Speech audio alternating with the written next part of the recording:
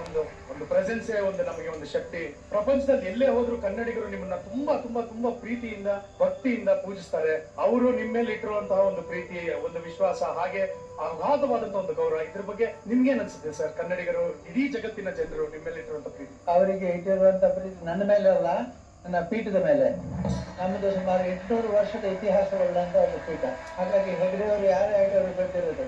ಬ್ರಿಟನ್ನಲ್ಲಿ ಒಂದು ಮಾತಿದೆ, the king is dead, long live the king ಅಂತ. ಅಂದ್ರೆ ಈಗಿನ ಮಹಾರಾಜರು ಹೋಗಿ ಇನ್ನೊಂದು ಮಹಾರಾಜರು ಬರುವಾಗ ಈ ಹಿಂದೆ ಯಾವ ಗೌರವ ತೋರಿಸ್ತಾ ಇದ್ದೇವೆ, ಯಾವ ಪ್ರೀತಿ ತೋರಿಸ್ತಾ ಅದನ್ನು ಇವರಿಗೂ ತೋರಿಸ್ತವೆ ಅಂತ. ಹಾಗೆ ಧರ್ಮಸ್ಥಳದಲ್ಲಿ ಹೆಗ್ಡೆಯವರು ಬದಲಾಗ್ತಾ ಇರ್ತಾರೆ, ಅದರ ಸ್ಥಾನ ಮತ್ತು ಪೀಠದ ಗೌರವ ಹಾಗೆ ಇರ್ತದೆ. ಎಲ್ಲಿ ಹೋದ್ರು ನಮ್ಮನ್ನು ಸ್ವಾಗತಿಸ್ತಾರೆ. Absolutely sir.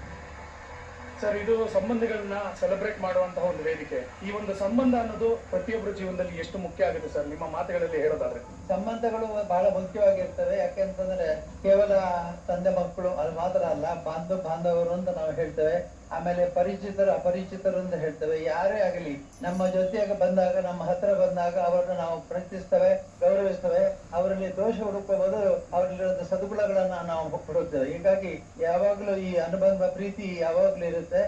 ಇದನ್ನ ನಾವು ಬೆಳೆಸ್ಕೊಂಡು ಹೋಗ್ಬೇಕು. ಅಬ್ಸಲ್ಯೂಟ್ಲಿ ಹೌದು ಸರ್.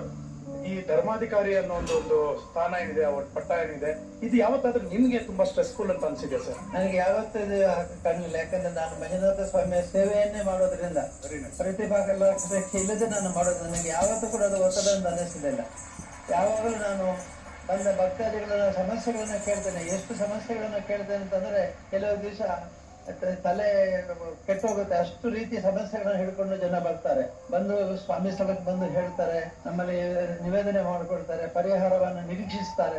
ಹೀಗಾಗಿ ನಾವು ಯಾವುದೇ ಒಂದು ಕೆಲಸ ಮಾಡುವಾಗಲೂ ಕೂಡ ಸ್ವಾಮಿಯ ಹಿನ್ನೆಲೆ ಇಟ್ಕೊಂಡು ಅವ್ರು ನನ್ನ ಹತ್ರ ಹೇಳ್ತಾ ಇಲ್ಲ, ನನ್ನ ಪೀಠಕ್ಕೆ ಹೇಳ್ತಾ ಇದ್ದಾರೆ, ನನ್ನ ಮೇಲೆ ಗೌರವ ತೋರಿಸಲ್ಲ, ನನ್ನ ಪೀಠಕ್ಕೆ ಗೌರವ ತೋರಿಸ್ತಾರೆ ಅಂತ ಹೇಳಿ ಅವರಿಗೆ ಸದಾ ಸೂಚನೆಗಳನ್ನು ಕೊಡ್ತಾ ಇರ್ತೇನೆ, ಮಾರ್ಗದರ್ಶನ ಕೊಡ್ತಾ ಇರ್ತೇನೆ.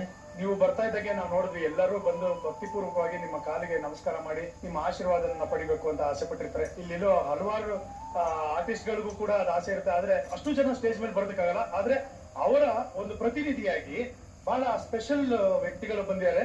ಅವರು ನಮ್ಮ VIPs ಅಂತ ಕರಿಬಹುದು. ಅವರು ಬಂದು ನಿಮ್ಮ ಹತ್ರ ಬಂದು ಆಶೀರ್ವಾದ ತಗೋಬೇಕು ಅಂತ ಕಾಯ್ತಾ ಇದ್ದಾರೆ. ಅವ್ರನ್ನ ಕರೆಸ್ತೀನಿ. ಬರ್ಲಿ ನಮ್ಮ VIPಗಳು.